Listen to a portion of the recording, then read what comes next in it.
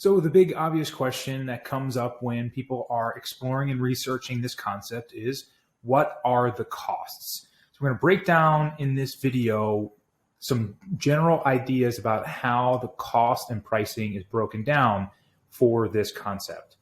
So in its simplest terms, we have to understand we are buying insurance. And all insurance is a hedge against some sort of risk. And most of us know to pay for that risk, the insurance company gets money from us that they in turn provide coverage for us on. So if you have auto insurance, you pay a premium every month, and in turn, they give you coverage. You pay your health bill every month. In turn, you get coverage in case something happens. Well, in life insurance, it's the same thing. You're going to be paying what's called a premium, typically every month, but it can also be annually. And that premium is going to buy you coverage as well as something called cash value, which is going to be the accumulation of cash inside of an account. When we pay this premium, the coverage that we're getting in life insurance is actually called death benefit. And death benefit is simply insuring your life, or whoever you're taking the policy out on, their life. And if they were to pass away, this is a one-time lump sum that's going to get paid out to a beneficiary, which is essentially the person that you choose who's going to receive this one-time tax-free lump sum out when you pass away or whoever you're insuring passes away. So in order to pay for that death benefit, that one-time lump sum, the insurance company charges you a premium. That's really, at the end of the day, what you're buying when it comes to these policies. Now, we are taking advantage of some unique structures and components of these policies that allow us to do really creative things. But at the end of the day, we are buying that death benefit. And that death benefit has a cost. Now, that cost can vary significantly. And so what we focus on with our firm is how we can shrink down the overall expense or cost to you and increase the living benefits, or the way that you can use the cash inside the policy while you're alive. Having a death benefit is great for your loved ones and when you pass away, but it doesn't do much for you now. So our entire intention is to focus on minimizing expenses and maximizing cash value, or your availability to use this as a financial tool. So in essence, to talk in really round numbers, when we talk about where money can go in a policy, it can go first to the premium, which is that death benefit, which buys you the death benefit. Or I should say, and it also goes to something called cash value, right? So if we were to contribute $1,000 to a policy, we would want, in a perfect world, the smallest amount to go to the expense and the most amount to go to cash value. Well, the companies that we work with, depending on your age and health rating and how long you're looking to fund it, the best scenario possible is what we call a 10-90 split.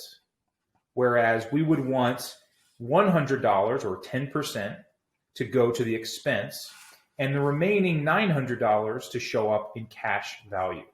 That's the perfect world if we're setting this up correctly.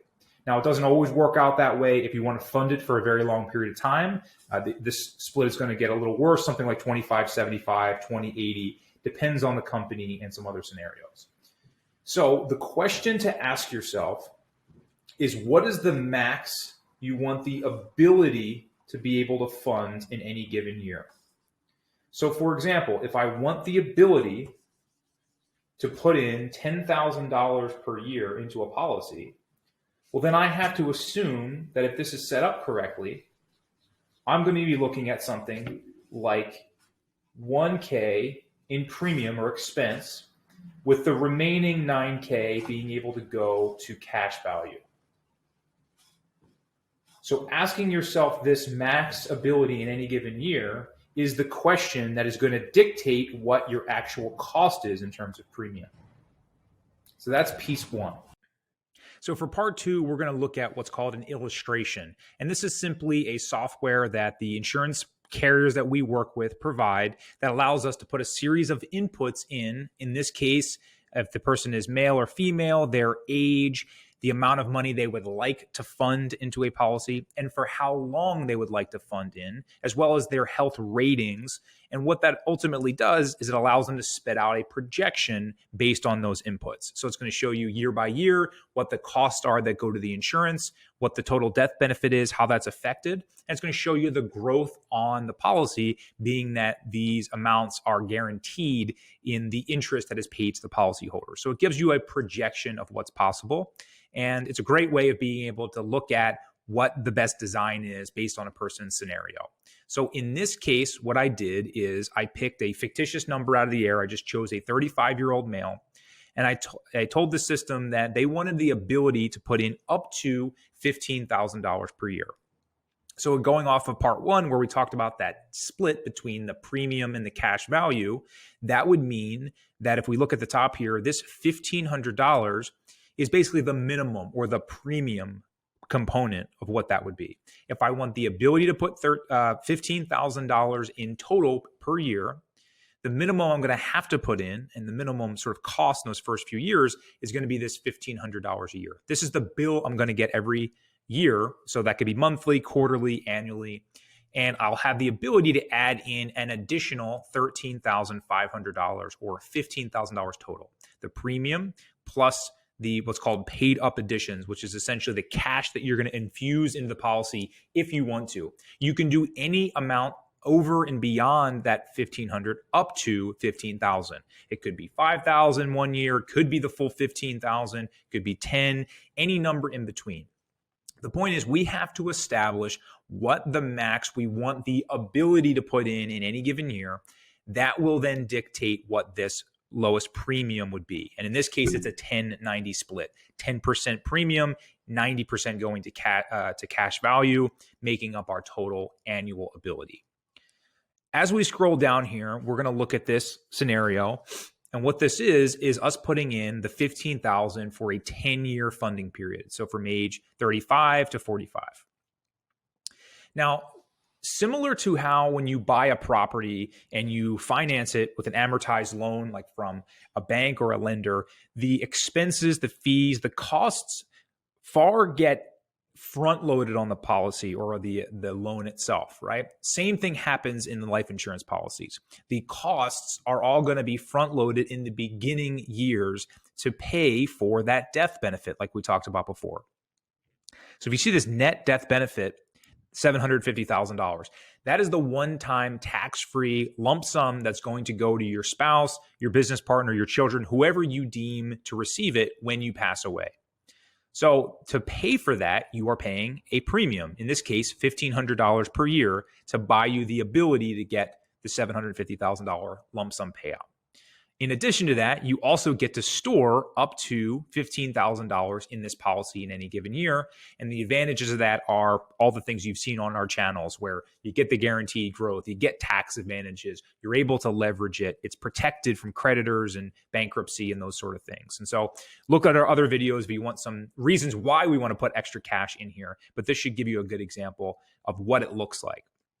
So if you look at a couple columns to call out here, the first one is base premium, policy premium. That just means that's the minimum or that expense that we're going to be paying in, that we have to meet in order to put the ability to have $15,000 per year.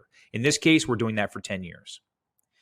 The next column to look at is really this one right here, cumulative net outlay after tax right here. You'll see in year one, we've paid in $15,000, right? $1,500 to the base premium, $13,500 to cash value. The next column to look at is what says net cash value. This is the real money you have at your disposal, the real account, the equity in this policy. You'll see that number says $13,108. So I paid in $15,000, but I only have $13,000 available, right? So where did that extra cost go? Well, that went to the cost of the insurance. Remember, you're buying that death benefit. So in the first few years here, you're going to see a piece of every dollar that you put in going to the expense of buying the death benefit, the expense of the insurance. Remember, this isn't just a blank bank account, right? To be able to get 4 to 6% guaranteed growth, tax-free advantages, to be able to have protection. It comes at a cost. We store them in these insurance policies, and this is what the cost is. So in those first few years, that's where it's racking up. It's in those going directly to the expense, the premium. Look at year 2. I've paid in $30,000. All right, so $15,000 in year 1, $15,000 in year 2, and I have $28,000 in cash value available. It's about an $1,800 hit. Move on to year 3, $45,000 I put in total, $43,000. So you see this number is getting smaller and smaller, and more showing up in cash value because you're paying down the expense of the insurance. And as we go out here, if you look at year 4, you'll see that it's $60,000. We're very, very close, or like within $200. And then we hit what's called our break even, which is, in this case, is between years 4 and 5, where I've paid in $75,000 total, $15,000 a year for 5 years, and I have $76,000, almost $700 in cash value. I'm seeing a positive return. This break even is what we really want to pay attention to. We've designed this policy to minimize that expense and maximize cash value in here. If you look at traditional whole life as it's normally structured, and you've probably heard that it's not a great investment, it's because you're not seeing this split. What you're seeing in traditional whole life is for every dollar that you put in premium, you're seeing 0 show up in cash value until it breaks even. So that break even, instead of being between year 4 and 5, in traditional whole life, it's usually between years 15 through 18 or even beyond. So you're waiting and you're paying in, $15,000 a year, $10,000 a year. You're not seeing a dime of it available to you that you can use and access until you hit that break even way out 15 years in the future, where you're only seeing a small amount of it. So we are optimizing these, squeezing down that expense as low as possible, so that you can access this cash at any time. And just to note, when you have that money in cash value, right? I put $15,000 in, $13,000 is available. You have access to that day one that it turns into cash value. It's not like you have to wait until you have it all. As soon as it shows up in cash value, you can loan against it and you can use it for whatever you might want. So the break even is what we want to focus on. So in this example, all we did was put in $15,000 for 5 years to break even. What a lot of people will do to speed up that process is they will put additional money in. They'll put a lump sum in, or they'll put $50,000 a year. They'll pay more in premium, but it'll pay down the expense of the insurance quicker, and it'll make the break even maybe between years 2 and 3 or 3 and 4. And it'll push up the return, the overall performance, because they put more money up front, pays down the loan quicker, and therefore allows them to break even quicker. So moving on from there, if we look at this example, we've only put money in $15,000 for 10 years. So at year 10, we would be age 44, going into year 45, age 45. We've put in $150,000 total, $15,000 per year for 10 years. If we look over our cash value, we're seeing $172,000 show up in cash value, right? So there's $22,000 or so in growth that's been happening there. So that's just what's going to keep happening. That death benefit is going to be there the entire time.